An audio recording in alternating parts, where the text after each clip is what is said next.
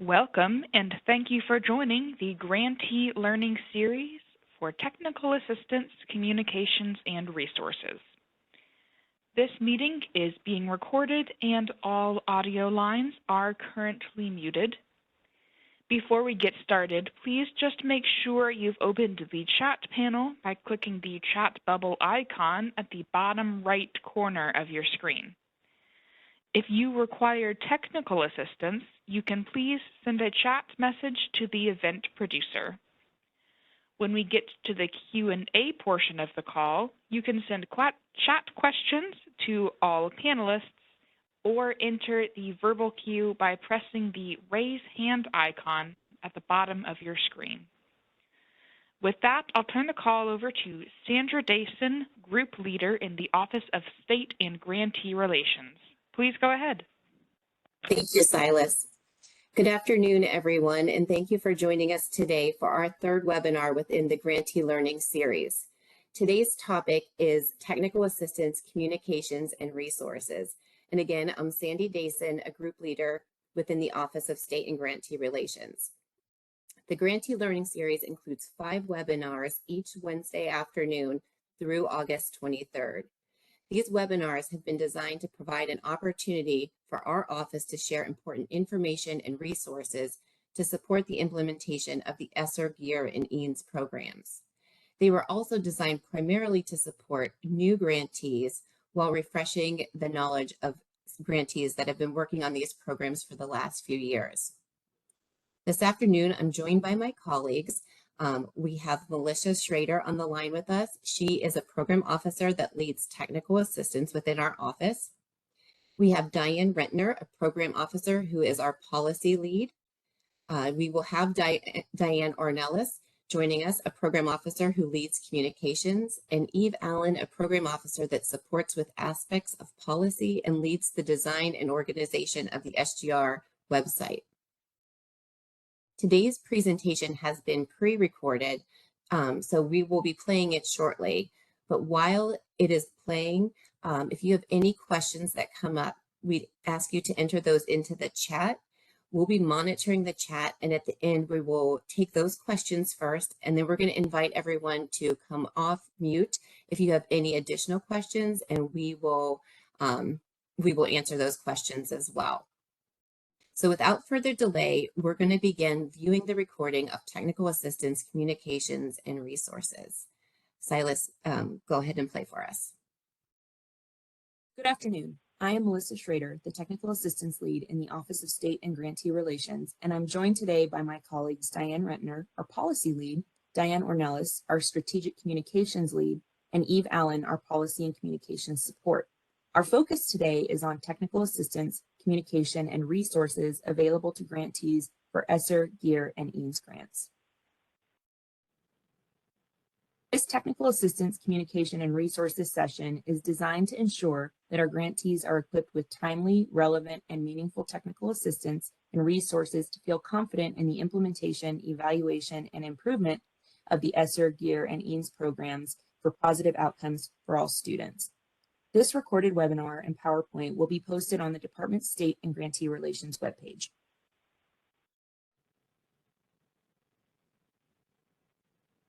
Our objectives for today are for participants to be able to identify how to request technical assistance and also to learn about key resources available to help administer the EANS, ESSER, and GEER programs. In this session, you'll hear how the Office of State and Grantee Relations provides individual and ongoing support to our grantees by answering individual unique grantee questions and by holding ongoing monthly meetings with each grantee. SGR also provides group-based technical assistance through scheduled webinars and office hours, sending messages through the G5 Grants Management System, and by sending weekly information through our SGR Newsflash. Universal technical assistance, or a one-time offering, would include guidance, frequently asked questions, and the SGR website that includes deadlines, announcements, guidance documents, and recorded webinars. Our team is going to walk you through the resources the technical assistance provided, and we'll walk you through a tour of the Office of State and Grantee Relations website. So in this first section, we're going to share how each state can receive individualized ongoing support from our SGR team. And we'll start off by talking about the state mailboxes. And so each state has a unique email address that can be used when your state has a question regarding one of the 7 emergency relief programs. And you'll see on the screen a sample of a state mailbox name. It's statename.oese@ed.gov. The Office of State and Grantee Relations has a program officer assigned to each state that checks the state mailbox daily. You can reach out through your state assigned mailbox to receive answers to your inquiries, and program officers will respond within 24 hours. I'm going to hand it over to my colleague, Diane Rentner, to talk a little bit about some of our unique grantee questions. Diane? Thanks, Melissa. So what is a unique grantee question? Let me start by explaining what it is not. We often receive questions from grantees that are easily answerable using existing information such as our frequently asked questions documents and other information on our website. Unique grantee questions are those that we have not been asked before, and so we don't have a ready answer or guidance to draw on to craft a response. These types of questions need to be discussed by a work group. The Office of State and Grantee Relations has established 4 cross-agency work groups. There's one for the ESSER program, one for the GEER program, one for the EANS program, where we also discuss equitable services questions that came up under the CARES Act. And then finally, there's a work group for maintenance of effort and maintenance of equity questions that are related to the COVID relief programs. All of these work groups include staff from the Office of Elementary and Secondary Education, the Office of General Counsel, the Office of Planning, Evaluation, and Policy Development, and the Budget Service. By bringing these unique questions to the cross-agency work groups, we ensure that we provide thoughtful and consistent responses that also take into account the policies of other department-administered programs. Each of these work groups meets weekly to discuss questions, and during that discussion, often we find that we need more information, sometimes from others within the Department of Education, and often more information from grantees so that we can provide an accurate and helpful response. So while we always aim to provide timely responses to grantees, these unique grantee questions often take a little bit more time for us to sort through and get back to you. I also thought it might be helpful to know that when we update an FAQ or send out a general communication to grantees on program implementation issues, it was often prompted by a unique grantee question. And then we've made a determination that all grantees would find this response helpful, so we share it out. But in other instances, the question asked by a state was so fact-specific, and the circumstances outlined in the question were so unique that the response really isn't generalizable and is not helpful to share with other grantees.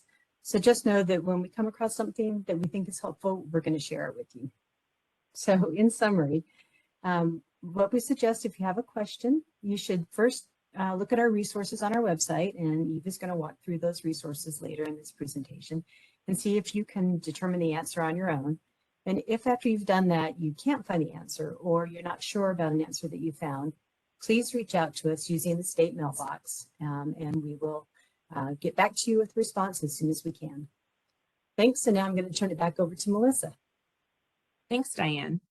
Another source of technical assistance we offer our grantees is through our monthly meetings. Each month, our states meet with their assigned program officer to discuss standing items in addition to other topics determined by ED. Some of the standing items that we review in each meeting are things like FFATA data, analysis of drawdown data, and other outstanding action items, maybe some questions the states had that we need to follow up on, things of that nature. But this is a time for states to touch base with their program officer to get additional technical assistance and questions answered on an ongoing basis. The secondary kind of result of these monthly meetings is that information that we get shared through our grantees during these meetings is used to help us inform future technical assistance opportunities. And so if we notice a pattern of types of questions or topics of questions being asked in these monthly meetings, we can design technical assistance opportunities to assist a broader array of our grantees as we move forward through the implementation of these grants. So next we're going to talk about targeted technical assistance. In this section, we'll share how all states are provided with information and I'm going to turn it over to my colleague Diane Ornelas to talk about G5 emails and our SGR newsflash. Diane? Thanks, Melissa. G5 email is one of the ways that SGR sends communications to grantees. The state director and the authorizing official that are listed in G5 for each grant will receive the emails, which can then be shared with other grantee team members. The emails often include an attachment, which can be a letter, a guidance document, an important reminder, or general information for grantees. If you miss a G5 email, you can go to our Deadlines and Announcements webpage to find links to all the G5 communications sent to grantees. You'll be learning more about the Deadlines and Announcements webpage in the next few slides.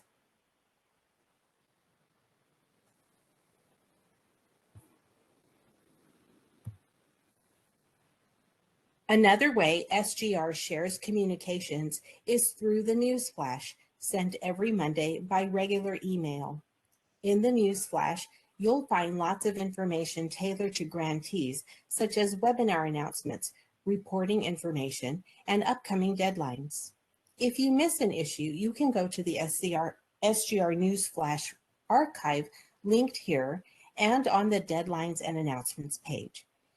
If you would like to subscribe to the SGR newsflash, send us an email through this subscription email link.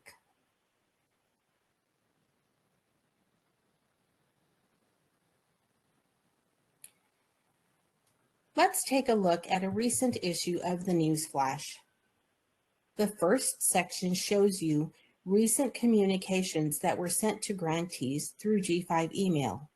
You'll see the sent date, the subject, a brief summary, and a link to the email. The next section shows upcoming webinars along with registration information. Next, the reporting update section provides important dates and guidance for annual reporting and FAFATA sub-award reporting. Important deadlines and announcements are next, followed by links to grantee resources such as FAQs, request templates, guidance documents, and informative websites. And finally, the subscription link and the archive link are included. If you have questions about the newsflash or other grant information, you can send us an email through your state's mailbox.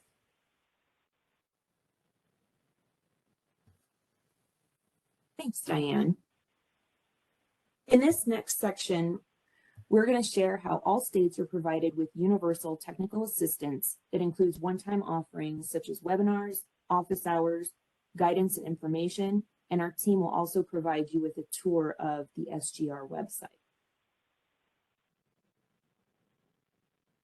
Webinars and office hours are plan dependent upon grantee need and oftentimes are as a result of what we learned through our monthly meetings earlier in this presentation. Some of our most recent webinars and office hours include our Davis-Bacon webinar and office hour, our late liquidation and closeout webinar, ESSER and GEER liquidation extension webinar, and our FAFATA webinar. And as you can see on this slide, we have links to those, and these are all listed on our website, and Eve will walk you through where to find those in just a few moments. But again, these are based on grantee need and are available for review after the webinar is over and once it's posted online. We also post our guidance and FAQs on our website, and here for your convenience, we've listed a number of some of the most important guidance and FAQs that we have. So you can check out these links, the ESSER and GEER FAQs, maintenance of disposition FAQs, addendum, liquidation extension, and we also have our Davis-Bacon overview. Now I'm going to turn it over to Eve for a tour of our website where she'll show you where you can find a lot of these great resources. Thank you, Melissa. Now I'll take us through a tour of our website and the different resources that you can find on it. Starting with the deadlines and announcements page, which Diane mentioned earlier, you can find a list of important dates and deadlines that may be coming up for you, as well as an overview of announcements that we have been sending out over the past several years. To pause for a second, please just note that many of our web pages have this accordion style folder on it. So if you're looking at a web page and it looks a little sparse and you're having trouble finding information, just remind yourself to click around a little bit and you might accidentally expand a folder which has the information you're looking for. So to take a look at the dates and deadlines for a second, these are sorted by year. And then within the year blocks, we have the deadline sorted by date on the far left. We say which award this deadline pertains to. And then we have the actual event or deadline in this column here. Sometimes we also have more resources in this far right column that are related to the deadline. So we might give you a little more information about the deadline. We might give you a link to guidance we have sent out about the deadline, or we might have a template for you to use to complete the information required on the deadline. Scroll back up, you can always click on this to minimize it. And then going down to the announcements section, we have our announcements broken down by grant, so by ESSER, GEER, and EANS. And then we have a general section and the SGR newsflash section. So the announcements that we store on our webpage are all of those G5 emails that you may have received from us over time.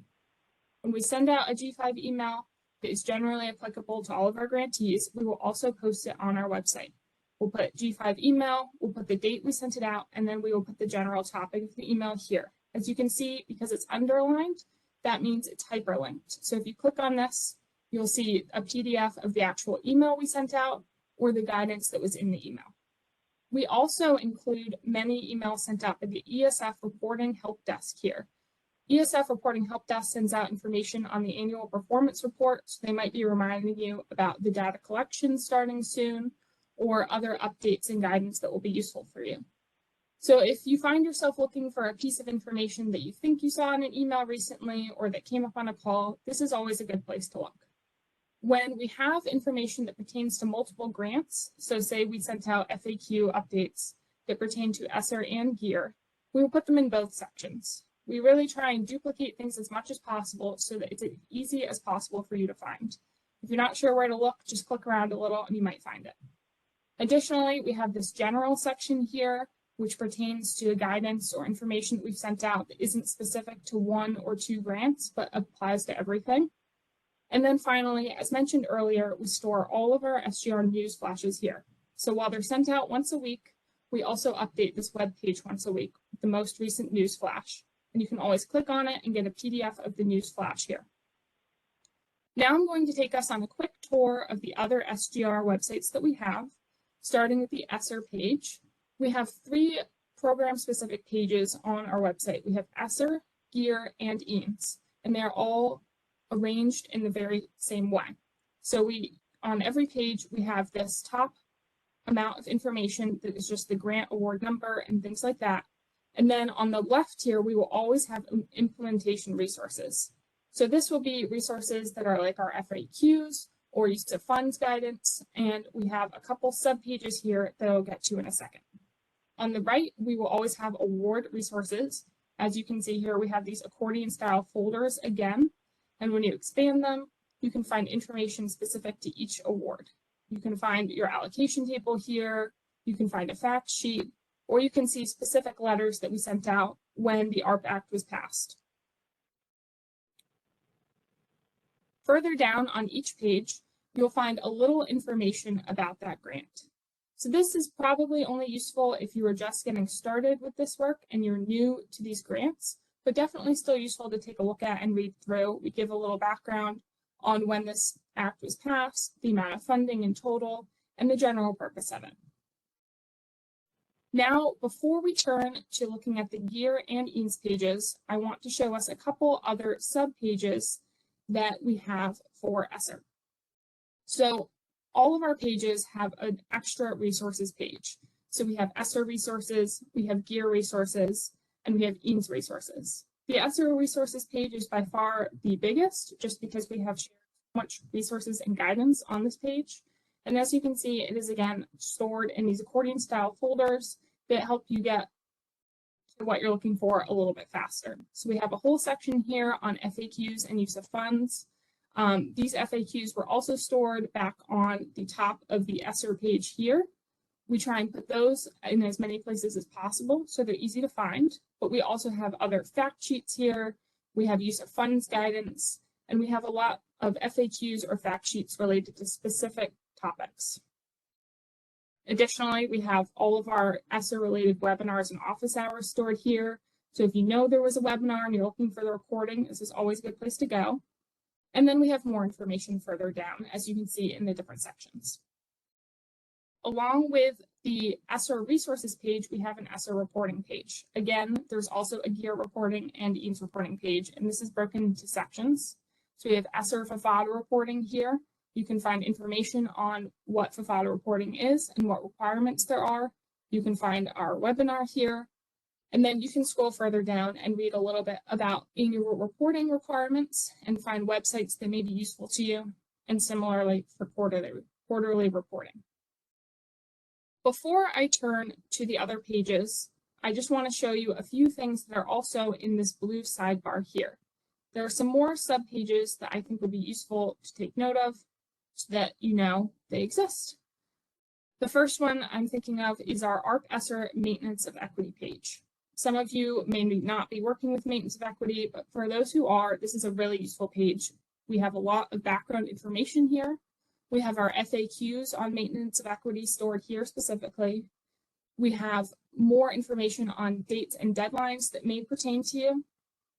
And further down, we also have a template that may be useful for some of the maintenance of equity requirements.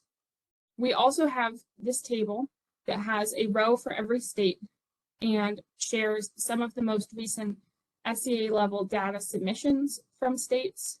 We have these letters that are department correspondence to states, and we have other information that states have shared with us that we have published here. The most pertinent at this point may be looking at this department correspondence regarding SEA level compliance. I just want to highlight this for a second because if you are new to this, you may find that you're not sure whether a tolerance proposal has been submitted or whether it's been responded to, and this is always a good place to look for that. Anytime that we respond to a maintenance of equity tolerance proposal letter, we will post it here, so you can always see what our response was. And additionally, when we send out letters to do with state compliance with maintenance of equity, we will post that letter here as well. So if you're not sure where your state stands with this, this is always a good place to start. Taking a look for a second at another page that's stored under the ESSER page is our maintenance of effort page. Similar to maintenance of equity, this page has background information at the top, along with a maintenance of effort guidance document that may be useful to look at. And then further below, we have a template that may be useful and a table of our maintenance of effort waiver requests. Similar to maintenance of equity, if you're not sure of the status of your state's waiver request, whether it's been submitted, whether it's been accepted or not, this is a good place to look. As you can see, we just have states here who have submitted a waiver request. We have a PDF of their request and any accompanying documents, and then we have their status. Many of these requests have been withdrawn by states, some are still under review, and then there are some that have been approved. If they've been approved, we have hyperlinked the approval letter here so you can take a look at it and see what we've said. The final ESSER page we'll look at today is our ARP ESSER state and LEA school district plans. This is quite the long name for a page, but overall, this is an overview of the required state and use of funds plans that we have collected from you. There's a lot of background information that you can see here on the requirements for ARP ESSER. ARP ESSER specifically asked schools and school districts and states to submit plans for their use of ARP ESSER funds, and we've collected that into this table here. Similar to other tables, we have state on the far left. We have the total ARP ESSER funds awarded here. You can also find those on the ESSER page under the awards section, but sometimes it's easier to look in a place you already are. And then we have some approved PDFs here. So this column may be the most useful to you, as it is where we store the approved state plan and the approval letter from the state. So when a state sends in their ARP-ESSER state plan and we approved it, we would put the PDF here, and then we would include the approval letter PDF here. There's also often this supplementary information also here in a PDF, just so that you can see everything that was submitted. There were some states that were approved with conditions on their state plan, so then they had to resubmit a state plan with those conditions addressed. In that case, you'll see multiple approval letters here that are dated. So you'll see the initial approval letter and then a later date, which shows that they have resubmitted their state plan, we fully approved it, and here's the approval letter. With that in mind, this top level state plan will always be the most recent state plan that we have taken a look at and approved. So if you're not sure what was most recent, this will always be it. Additionally, when states first submitted their state plans, they also submitted this highlights document that might be useful to take a look at. It's a bit shorter and just touches on the major points in their state plans. And then here we have linked the required state link to local plans. So all states had to gather their school district or LEA use of funds plans on their state websites in one place, and we have them linked here. Those were all of the major ESSER pages. So let's take a quick look at the GEER and EANS pages. As you can see, the GEER page here is organized very similarly to the ESSER page, with the implementation resources on the left and the GEER award resources on the right. As you can see, we always put the GEER and ESSER FAQs as top level as we can. We want to make those really easy for you to find. And then we have more information here as well. I also want to take a look at the GEER monitoring page, as this is also a page that each page has. So there's an ESSER monitoring page, there's a GEER monitoring page, and there's an EANS monitoring page. So as you can see, the GEER monitoring page is fairly short, but it does have useful information on it. If you're not sure what monitoring of your state may look like, this is a great place to go to take a look at what the grantee self-assessment protocol would look like. This has all of the questions that we would ask you, as well as the suggested documentation that we would ask you to submit. So if you're not sure how to prepare for a potential monitoring practice, this is a great place to look. Additionally, our EANS page looks very similar. As you can see, implementation resources are always on the left, award resources are always on the right, and below that, we always have information about the program. Further down on the EANS page, we also have key differences between the SERSA EANS and ARP EANS programs. This is a great place to look if you work with EANS, because there are some key differences here that are very important that you understand and follow. So if you're working with EANS and you're new to this, definitely take a look here. The final two pages that I will be showing you today are not program specific. The first one is our promising practices page. This one has general guidance that we have shared with you all that does not pertain to a specific program, but might still be useful to take a look at. This is usually guidance that has been put together with another organization or agency and has information on suggestions for how to use funds, best practices, and promising practices, examples that we have seen from other states or school districts. This is a great place to look if you just want to get a little more general learning in and see what has been talked about in this space. And then finally, this is the only non-SGR page that I want to highlight today. This is the Education Stabilization Fund Transparency Portal. This page has information on all of the funds awarded under ESSER, GEER, EANS, and HEER, which we don't touch on, but is still relevant. And it's broken down by state, by the amount that's awarded and spent, and by ESSER, GEER, and EANS. So you can sort through this and see general information on what's going on in your state, but you can also click on a specific state, like South Dakota, and see more information on the total summary of your state. You can find information on whether your state has submitted additional information in their annual performance report, which can be very useful. You can find information on maintenance of equity. As you see here, you can see that annual performance reports that I mentioned. This is a lot of useful background information. And then finally, you can look at the subgrantees of the state under each program, and you can see the amount of ESSER funds awarded by the SEI. So this might be useful to check occasionally as we use this information. And sometimes when there are duplicates or there are errors in reporting, this is a great place to go to just double check that there isn't a duplicated subgrantee here, for example. A lot of this information is pulled from USAspending.gov, as you can see. It's a little bit behind. It's usually a month or so behind, but it's a great way to see all of that information from USAspending.gov rolled up into one place. So with that, I will turn it back to Melissa. Thanks, Eve, for sharing the tour of the website. And now we're going to close out and take questions from the audience. If you have questions, you can type them in the chat or you can come off mute and ask on your mic.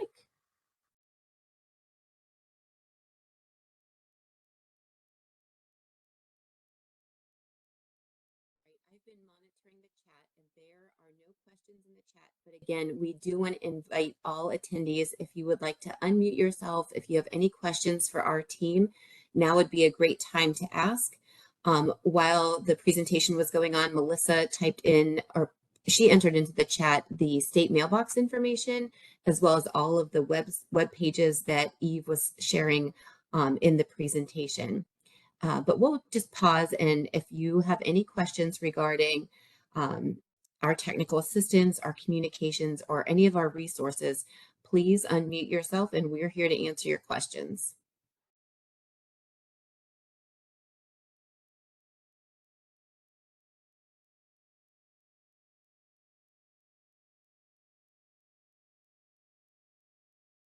We'll just give it a few minutes, but just remember, if something comes to you after today, you can always contact your state mailbox as well.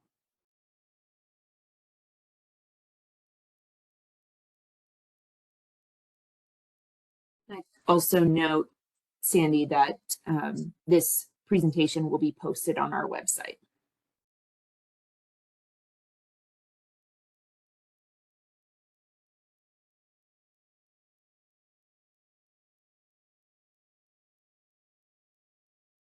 And if there aren't any questions, we would just like to thank all of you for joining us today.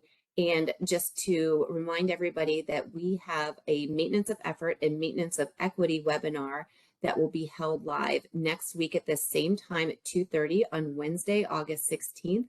I will put that in the chat if you'd like to register for the maintenance of effort, maintenance of equity webinar.